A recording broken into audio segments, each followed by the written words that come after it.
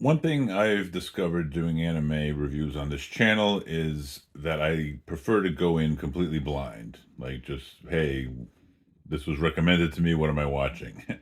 And that's what I did this time. In this video, I'll be reviewing the 2004 classic, Howl's Moving Castle. And you know why? 'Cause I don't know jack squat about anime. But I'm gonna learn with all of my friends. Will you be here when my quest ends? Howl's Moving Castle is about a girl named Sophie who works at a hat shop, haberdashery. And the clothes in this, it's a fantasy world, but the clothes in this movie are very late 1800s, early 1900s, like old timey. And, women wore these big hats. Well, she works in a hat shop. One day she is walking to visit somebody, and these soldiers stop flirting with her, like very forward about it. And she's rescued by a young man. We later find out his name is Howl. She doesn't know that at the time, but he helps her escape these soldiers by like grabbing her and flying. So she knows he's like a wizard of some kind. And there's these weird black goo creatures, he's made out of black slime, chasing him. And then he kind of goes away.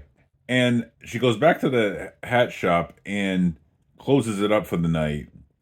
And there's a woman who comes in and she's like, I'm sorry, we're closed for the night and everything. And she's a witch that curses Sophie and turns her into an old lady. She turns into an old lady because of a curse by this witch. And the witch in this movie has some of the most epic like neck fat I've ever seen. Like, she's a human character, but she looks like a Twi'lek from Star Wars. They have the tentacles and that sometimes wrap around their neck. Like Bib Fortuna is his name. Bib Fortuna. I'm sorry, but the shop's closed now, ma'am. I could have sworn I locked that door. I must have forgotten. What a tacky shop. I've never seen such tacky little hats. Yet you're by far the tackiest thing here. And she puts a curse on Sophie, turns her into an old lady.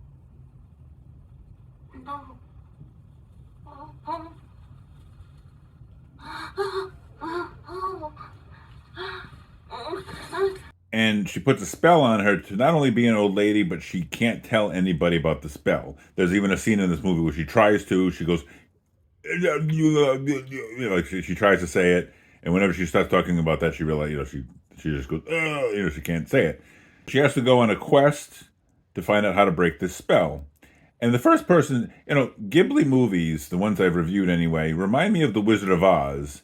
In the sense, you got this main character, and they go on, and the story is kind of dictated by who she meets on her quest. In the case of Wizard of Oz, Scarecrow, Tin Man, and so forth. And in this case, the first person that she meets is ironically a scarecrow. Go away! Quit following me! There's no need to thank me. You don't owe me a thing. I'm sure you have some kind of spell on you, and I've had more than enough of witches and spells. So just go find some field and stand in it.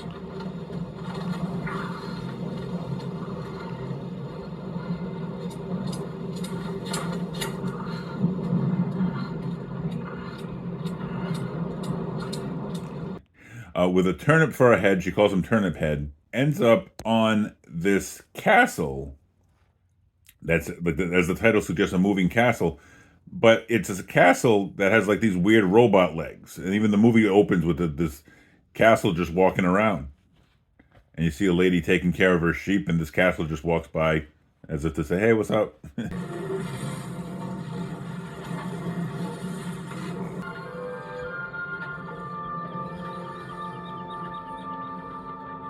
There's a walking castle. And the technology of these robot legs in the walking castle is very steampunk, like it's old timey, like gears and steam, like Wild Wild West, like the spider from Wild Wild West, kind of like that, but it's a moving castle. So she ends up aboard this moving castle, and she meets a talking fire guy with Billy Crystal's voice. Impressed? You're a first-class fire demon. I like your spark. She likes my spark! I can't believe it. Oh, Mike. I was on TV! Did you see me? I'm a natural! Hello? I know! Hey, wasn't I great?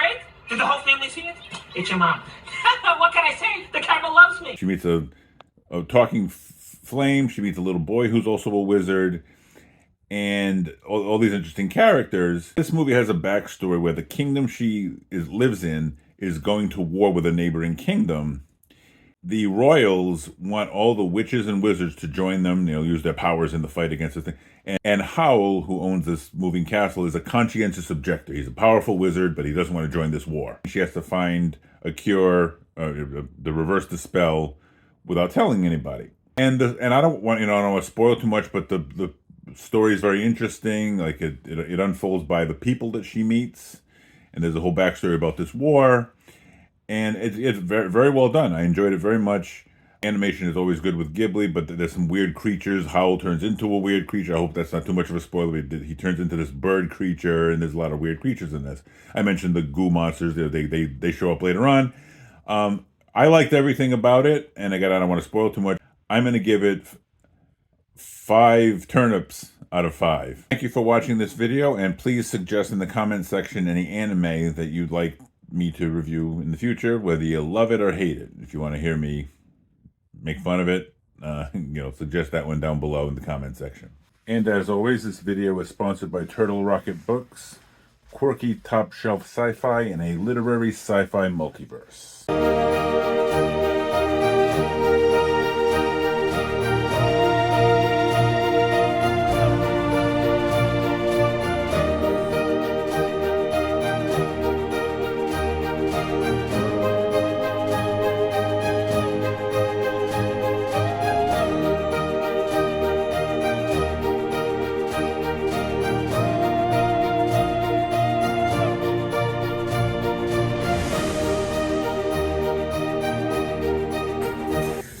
Want to see some weird stuff? 1, 2, 3, 4.